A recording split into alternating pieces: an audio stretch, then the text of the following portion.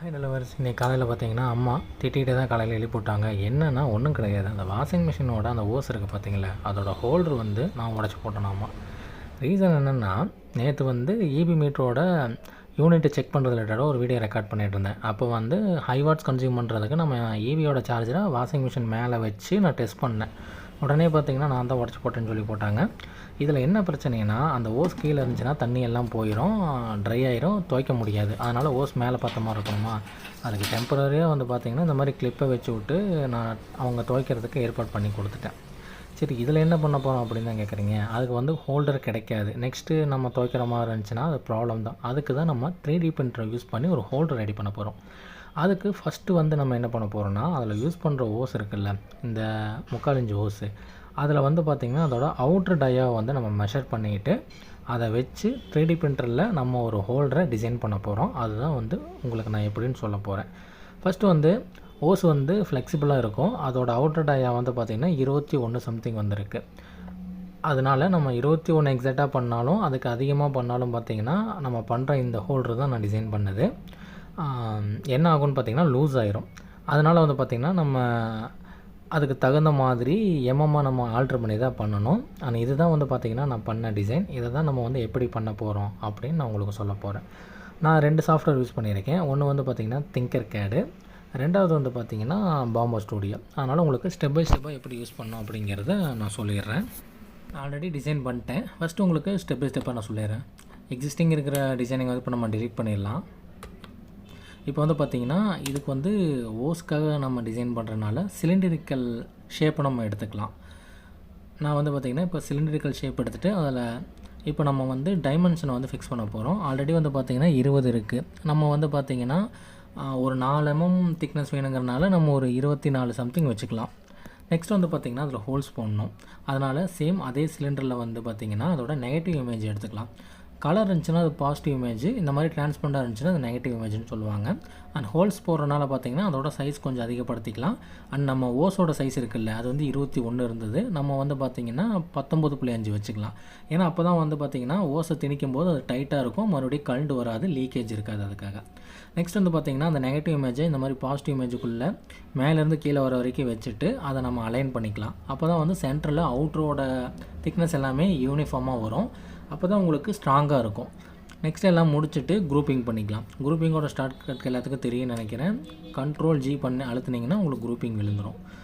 இப்போ நம்ம குரூப் பண்ணியாச்சு. இப்போ வந்து பார்த்திங்கன்னா இது ஒரு ஓஸ் மாதிரி ஆயிடுச்சா.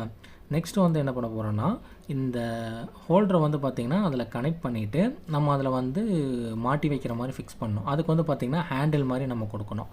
அதுக்கு நம்ம ஸ்கொயர் ஷேப் எடுத்து அதில் டைமென்ஷனை வந்து நம்ம குறைச்சிக்கலாம். அண்ட் இது வந்து பார்த்திங்கன்னா திக்னஸ் ரொம்ப ஸ்ட்ராங்காக இருந்தால் தான் நமக்கு வெயிட்டுக்கு வந்து உடையாமல் இருக்கும், லைஃப் வரும். அதனால் அண்ட் நான் வந்து பெட்ஜ் ஃபிலமெண்ட் தான் யூஸ் பண்ணுறேன். அதனால் வந்து பார்த்திங்கன்னா ஓரளவுக்கு திக்னஸ் இருக்கணும். அண்ட் வந்து பிஎல்ஏல பண்ணலாமா நீங்கள் கேட்பீங்க. பட் பிஎல்ஏல பண்ணலாம், ஆனால் அவுட்டோருக்கு வந்து பிஎல்ஏ வந்து செட் ஆகாது. ரீசன் என்னன்னா, டெம்பரேச்சர் வாஷிங் மிஷின் வெளியில் இருக்கா, வெயில் படும்போது பார்த்திங்கன்னா உங்களுக்கு சீக்கிரம் உடஞ்சி போயிடும். அதனால தான் நான் பெட்ஜ் யூஸ் பண்ணுறதுனால உங்களுக்கு லைஃப் கொஞ்சம் நல்லா வரும். இப்போ வந்து பார்த்திங்கன்னா அதை டூப்ளிகேட் பண்ணி 2 வச்சுக்கலாம். ஏன்னா ஹேண்டில் மாதிரி கொடுக்கும்போது பார்த்திங்கன்னா மேலே வெர்டிக்கலாகவும் வரணும், இந்த மாதிரி ஹரிசாண்டலாகவும் வரணும். அதுக்காக தான். இப்போது நம்ம வேணுங்கிற பொசிஷனில் வச்சுட்டு மேலே வைக்கிற பார்ட் இருக்குல்ல, அதை வந்து இது போல் ரொட்டேட் பண்ணிக்கோங்க.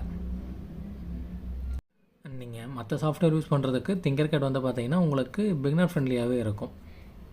ஏன்னா இந்த லெவல் அட்ஜஸ்ட் பண்ணுறது, சைஸு, அப்புறம் அலைன் பண்ணுறது, இந்த மாதிரி கீஸ் எல்லாம் பார்த்திங்கன்னா உங்களுக்கு ஓரளவுக்கு ஈஸியாகவே இருக்கும் மற்ற இதை கம்பேர் பண்ணும்போது. ஆனால் ஹெவி டூல்ஸ் வந்து இதில் இருக்காது. இது பேசிக் ஃப்ரீ வெர்ஷன் அப்படிங்கிறனால.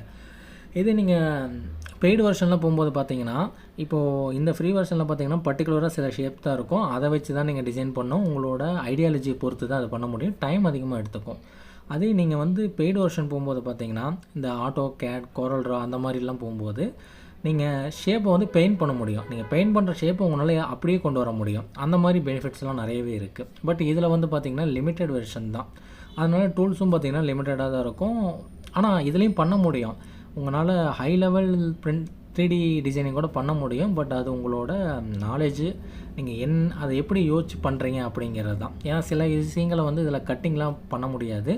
பட் பெய்டு வெர்ஷனில் பார்த்திங்கன்னா அது உங்களுக்கு ரொம்பவே ஹெல்ப்ஃபுல்லாகவும் ஈஸியாகவும் இருக்கும். பட் நீங்கள் என்ன வெர்ஷன் யூஸ் பண்ணாலுமே உங்களோட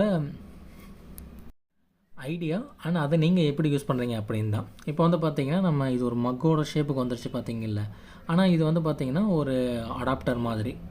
இப்போது இதை குரூப்பிங் பண்ணிக்கலாம். அண்ட் இதில் சின்ன சேஞ்சஸ் பண்ணோம். இப்போ குரூப்பிங் பண்ணும்போது பார்த்திங்கன்னா அந்த வெர்டிகுலராக கனெக்ட் பண்ணது பார்த்திங்கல்ல, அது வந்து கீழே இருக்குது, அதை மட்டமாக வச்சுக்கலாம்.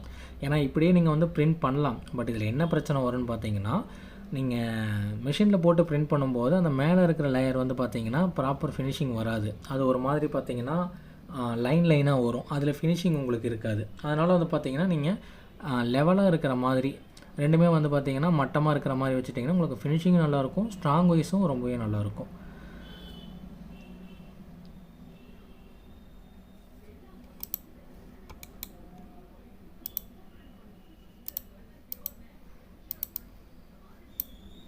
இப்போ நான் ரொட்டேட் பண்ணி காட்டுறேன். இப்போ நெக்ஸ்ட்டு நம்ம அலைன்மெண்ட் ஃபுல்லாகவே முடிஞ்சது. இப்போ நம்ம குரூப்பிங் பண்ணிக்கலாம்.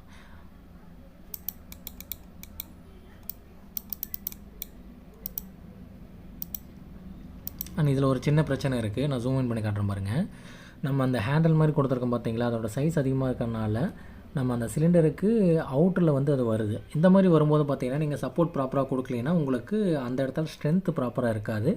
அதனால் சீக்கிரம் உங்களுக்கு வந்து அது உடஞ்சி போயிடும். அதனால் வந்து பார்த்திங்கன்னா நம்ம அதோட வித்தை வந்து கம்மி பண்ணிக்கலாம்.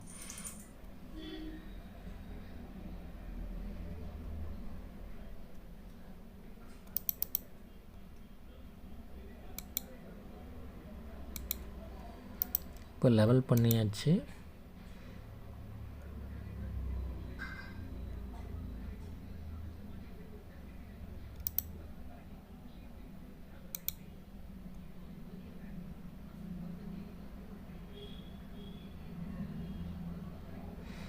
அண்ட் அது உள்ளே ரொம்ப போனனால பார்த்தீங்கன்னா உங்களுக்கு டூப் ஓஸ் வந்து ஃபிக்ஸ் ஆகாது. அதனால் அதையும் கொஞ்சம் வெளியில் எடுத்துக்கலாம்.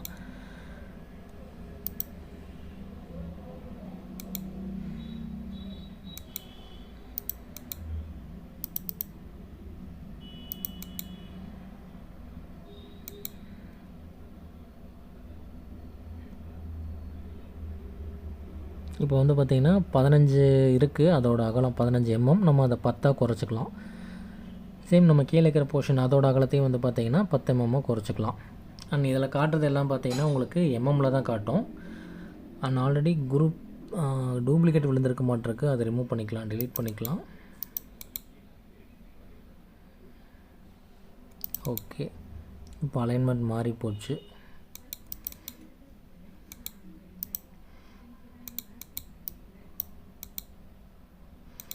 ஆனால் அதே மாதிரி பார்த்தீங்கன்னா இந்த திங்கர்கேடில் வந்து நீங்கள் இந்த ஃப்ரீ வெர்ஷன் யூஸ் பண்ணும்போது பார்த்தீங்கன்னா இந்த ஜூம் இன் பண்ணது, அப்புறம் அதோட டைமென்ஷனை வந்து இந்த மாதிரி நீங்கள் ரொட்டேட் பண்ணி காட்டுறீங்கல்ல, அது எல்லாமே மேலே இருக்கிற அந்த ஸ்கொயரை யூஸ் பண்ணி தான் பண்ண முடியும். எல்லா இடத்துலையும் உங்களால் அது டேக் பண்ண முடியாது. இப்போ முடிஞ்சது. இப்போ இதை நம்ம குரூப்பிங் பண்ணோம்னா நமக்கு ஆல்மோஸ்ட் டன் மக்களே.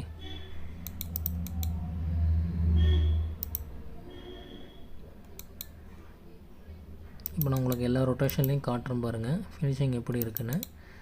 ஓகே, இப்போ குரூப்பிங் பண்ணியாச்சு. இப்போ வந்து பார்த்திங்கன்னா நமக்கு ஒரு மாடல் ரெடி ஆயிடுச்சு.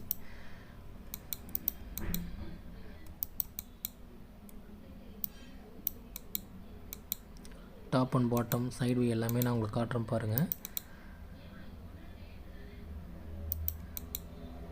ஓகே, இப்போ நம்ம வந்து எக்ஸ்போர்ட் பண்ணிக்கலாம். எஸ்டிஎல் ஃபார்மேட்லேயே நம்ம எக்ஸ்போர்ட் பண்ணிக்கலாம். நெக்ஸ்ட் வந்து பார்த்திங்கன்னா நம்ம பாம்போ ஸ்டூடியோவில் வந்து இதை இம்போர்ட் பண்ணிக்கலாம். ஹோம் பேஜ் போயாச்சு. அதில் இம்போர்ட் கொடுத்துட்டு நம்ம டவுன்லோட் ஃபைலை இம்போர்ட் பண்ணிக்கலாம். ஓகே, இம்போர்ட் ஆகிருச்சு. நீங்கள் கேட்கலாம் பாம்போ ஸ்டூடியோலே வந்து பார்த்திங்கன்னா 3D டிசைன் பண்ணலாம், நீங்கள் ஏன் திங்கர்கேடில் பண்ணீங்கன்னு. பட் பண்ணலாம். பட் என்னென்னா உங்களுக்கு நீங்கள் எடுத்தோன்னே பாம்போ ஸ்டூடியோவில் பண்ணும்போது பார்த்தீங்கன்னா அதோட கீவேர்ட்ஸும் இதோட கீவேர்ட்ஸும் பார்த்திங்கன்னா ரொம்பவே மாறும். அதனால் உங்களுக்கு திங்கர்கேட் வந்து பிகினர் ஃப்ரெண்ட்லி, அதுக்காக தான் நான் ரெக்கமெண்ட் பண்ணுறேன். நெக்ஸ்ட் வந்து பார்த்திங்கன்னா இதோட இன்னர் டயா நான் உங்களுக்கு வந்து அளந்து காட்டுறேன் பாருங்கள். 9.4 இருக்குது பார்த்திங்கல்ல. அப்போ வந்து பார்த்திங்கன்னா எக்ஸாக்டாக இருக்கிற வேல்யூ வந்து டயா வந்து 21 சம்திங் வரும்.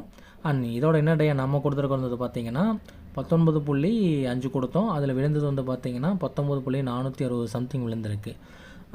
நம்ம யூஸ் பண்ணுற ஓஸ் வந்து ஃப்ளெக்சிபிளாக இருக்கிறனால உங்களுக்கு இது ரொம்ப டைட்டாகவே இருக்கும். அண்ட் ஓஸை பொறுத்த வரைக்கும் எக்ஸாக்டாக இருக்கிற நீங்கள் டயாவை கம்பேர் பண்ணும்போது கொஞ்சம் குறைச்சி வச்சிங்கன்னா உங்களுக்கு க்ரிப் அதிகமாக இருக்கும். நெக்ஸ்ட் வந்து பார்த்திங்கன்னா சப்போர்ட் ஜென்ரேட் பண்ணோம்.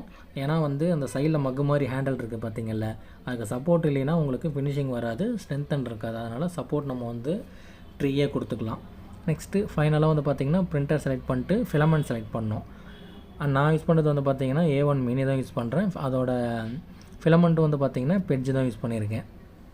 இப்போ வந்து ஃபைனலாக வந்து நம்ம ஸ்லைஸ் பண்ணிவிட்டு SD கார்டுக்கு அதை வந்து எக்ஸ்போர்ட் பண்ணிக்கலாம். ஓகே, இதுலேயும் பார்த்திங்கன்னா top and bottom side view எல்லாமே காட்டுறேன்.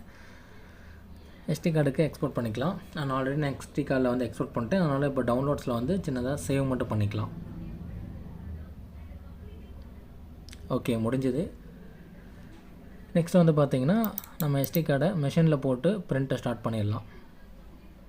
அண்ட் இது வந்து பார்த்திங்கன்னா 43 நிமிஷம் சம்திங் எடுத்துக்குது, அரௌண்ட் 1 hour எடுத்துக்குது. நம்ம இதை ஸ்டார்ட் பண்ணிவிட்டு வேறு ஒர்க் இருந்தால் முடிச்சுட்டு வந்துடலாம். ஓகே, மிஷினில் போட்டாச்சு. நெக்ஸ்ட் வந்து பார்த்திங்கன்னா ஃபைல் நம்ம செலக்ட் பண்ணிக்கலாம். ஓகே, SD கார்டு வந்து பார்த்திங்கன்னா சர்ச் ஆகிட்டுருக்கு. ஓகே, செக் பண்ணியாச்சு. நெக்ஸ்ட்டு கொடுத்து ஃபிலமெண்ட் வந்து செலக்ட் பண்ணிக்கலாம். நான் வந்து பெட்ஜ் தான் 4 வச்சுருக்கேன். அதனால் வந்து பார்த்திங்கன்னா ப்ளூ கலர் கொடுத்துக்கிறேன். ஏன்னா க்ரே கம்மியாக இருக்குது, பிளாக் அந்தளவு எடுப்பாக இருக்காது, அதனால் ப்ளூ கலர் கொடுத்துக்கிறேன். ஓகே, செலக்ட் பண்ணியாச்சு. இப்போ மிஷின் வந்து பார்த்திங்கன்னா ப்ரிப்பேர் ஆக ஆரம்பிச்சிருச்சு. எனக்கும் பார்த்திங்கன்னா வெளியில் ரேஷன் கடைக்கு போகிற வேலை இருக்குது. முடிச்சுட்டு வந்து நம்ம அவுட்புட் எப்படி இருக்குங்கிறத செக் பண்ணிடலாம். ஓகே, ஃபிலமெண்ட்டை வந்து பார்த்திங்கன்னா இன்டேக் எடுத்துக்குது. எப்படியும் பார்த்திங்கன்னா ஒரு 50 நிமிஷம், அரௌண்ட் 1 hour எடுத்துக்கும்னு நினைக்கிறேன். நான் அவுட்புட் எப்படி வரும் நானும் ஈகராக வெயிட் பண்ணிகிட்ருக்கேன் மக்களே. இப்போ பார்த்திங்கன்னா நமக்கு பிரிண்ட் பண்ண ஆரம்பிச்சிருச்சு.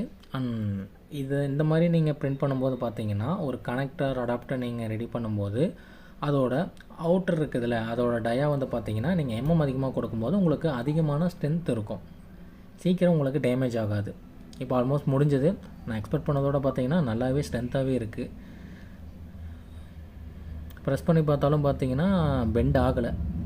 ஹேண்டலும் பார்த்திங்கன்னா உங்களுக்கு நல்லாவே வந்திருக்கு. அண்ட் அந்த சப்போர்ட் இருக்கிறனால பார்த்திங்கன்னா ஃபினிஷிங்கும் நல்லா இருக்குது, ஸ்ட்ராங்காகவும் இருக்குது. நெக்ஸ்ட் வந்து பார்த்திங்கன்னா நம்ம ஓஸில் கனெக்ட் பண்ணி இது எப்படி ஒர்க் ஆகுதுங்கிறத செக் பண்ணிடலாம். அண்ட் ஓஸில் கனெக்ட் பண்ணியாச்சு மக்களே. அண்ட் நான் சொன்ன மாதிரி பார்த்திங்கன்னா இன்னர் டையை வந்து கம்மியாக வச்சனால பாருங்கள் ஓஸ் வந்து பாருங்கள் நல்லா க்ரிப்பாக பிடிச்சிருக்கு. வெயிட்டுக்கு வந்து கழட்டுட்டு வராது. ஏன்னா மோஸ்ட்லி அம்மா தான் யூஸ் பண்ணுவாங்க. அதனால் வந்து பார்த்திங்கன்னா இந்த மாதிரி செஞ்சோம்னா அவங்க கழுவி ஊற்றுவாங்க. அதனால் செய்கிறத ஒழுக்கமாக செஞ்சுட்டு போயிடலான்ட்டு தான். அண்ட் 3D பிரிண்டரோட அட்வான்டேஜ் என்னென்னு பார்த்தீங்கன்னா இந்த மாதிரி வெளியில் கிடைக்காத பொருள் எல்லாமே டிசைனிங் தெரிஞ்சுனா நம்மளே ஈஸியாக மேக் பண்ணி யூஸ் பண்ண முடியும். அண்ட் இந்த வீடியோ உங்களுக்கு ரொம்ப ஹெல்ப்ஃபுல்லாக இருந்திருக்கும்னு நம்புகிறேன். அண்ட் வீடியோவில் இருந்தால் லைக் பண்ணுங்கள். இதுபோல் இன்னொரு வீடியோக்கு சேனலை ஃபாலோ பண்ணுங்கள்.